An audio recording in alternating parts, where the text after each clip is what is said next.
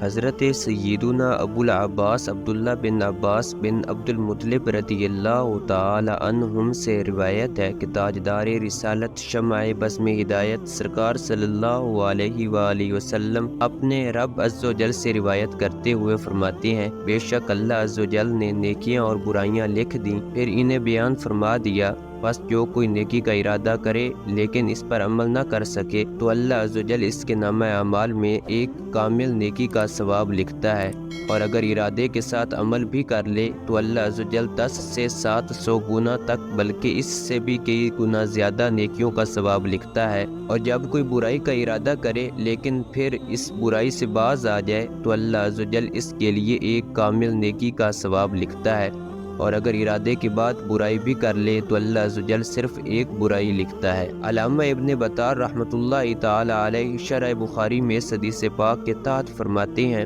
اگر اللہ عز و جل کا یہ کرم نہ ہوتا تو کوئی بھی جنت میں داخل نہ ہوتا، کیونکہ بندوں کے گناہ ان کی نیکیوں سے زیادہ ہوتے ہیں، اور یہ اللہ عز و جل کا اپنے بندوں پر خاص کرم ہے کہ وہ ان کی نیکیوں کو بڑھا کر دگنا بلکہ کئی گنا کر دیتا ہے اور ان کے گناہوں کو نہیں بڑھاتا، اور اس نے نیکی کے ارادے کو بھی نیکی بنا دیا ہے، کیونکہ نیکی کا ارادہ کرنا یہ دل کا ایک فعل ہے جو کہ نیکی کا فعل ہے۔ اگر یہ اعتراض کیا جائے کہ جس طرح نیکی کا ارادہ دل کا فعل ہے اسی طرح گناہ کا ارادہ بھی تو دل کا فعل ہے، لیکن گناہ کے ارادے پر گناہ نہیں ملتا، اس کی کیا وجہ ہے؟ اس کا جواب یہ ہے کہ جو گناہ کے کام سے رک گیا تو اس نے اپنے گناہ کے ارادے کو نیکی کے ارادے سے منسوخ کر دیا اور برائی کی خواہش کرنے والے ارادے کی نفی کی، تو یہ عمل اس کے دل کے نیک عمل میں سے ہو گیا، اور اسی نیک عمل پر اس کے لیے ایک نیکی لکھ دی جاتی ہے، اور یہ حضور صلی اللہ علیہ وآلہ وسلم کے اس فرمان علی شان کی طرح ہے کہ ہر مسلمان پر صدقہ ہے۔ عرض کی گئی، یا رسول اللہ صلی اللہ علیہ وآلہ وسلم، اگر مسلمان نیکی نہ کر سکے تو ارشاد فرمایا گناہ سے باز رہنا بھی صدقہ ہے۔ علامہ بدر الدین عینی علیہ رحمۃ اللہ الغنی عمدۃ القاری میں فرماتے ہیں، جس نے کسی گناہ کا ارادہ کیا اور پھر اللہ عز و جل کی رضا کی خاطر اسے چھوڑ دیا تو اس کے لیے نیکی لکھی جائے گی،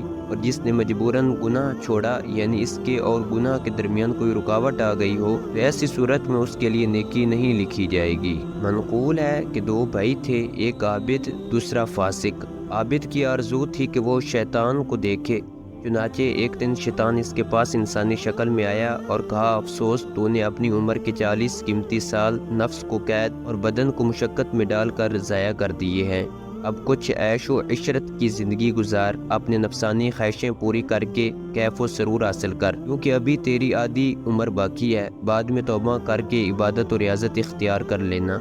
بے شک اللہ عز و جل بخشنے والا مہربان ہے۔ یہ سن کر عابد نے عزم پختہ ارادہ کر لیا کہ میں نیچے جا کر اپنے بھائی کے پاس 20 سال عیش و عشرت سے گزاروں گا، پھر توبہ کر کے اپنی عمر کی بقیہ 20 سال خوب عبادت کروں گا۔ چنانچہ وہ نچلی منزل پر آنے لگا۔ ادھر اس کے گناہ گار بھائی نے اپنے نفس سے کہا، تو نے اپنی عمر کو نافرمانی میں ضائع کر دیا ہے، تیرا بھائی جنت میں جبکہ تو جہنم میں جائے گا، اللہ عز و جل کی قسم میں ضرور توبہ کروں گا اور اپنے بھائی کے پاس جا کر بقیہ عمر عبادت میں گزاروں گا، شاید اللہ عز و جل مجھے بخش دے۔ چنانچہ یہ توبہ کی نیت یعنی پختہ ارادے سے اوپر کی منزل پر چڑھنے لگا۔ راستے میں دونوں کی ملاقات ہوئی، اچانک ایک کا پاؤں پھسلا، دونوں ایک دوسرے پر گرے اور فوراً ہی دونوں کا انتقال ہو گیا۔ روز قیامت اس عابد کا حشر نافرمانی کی نیت پر ہوگا اور گناہ گار کا حشر توبہ کی نیت پر ہوگا۔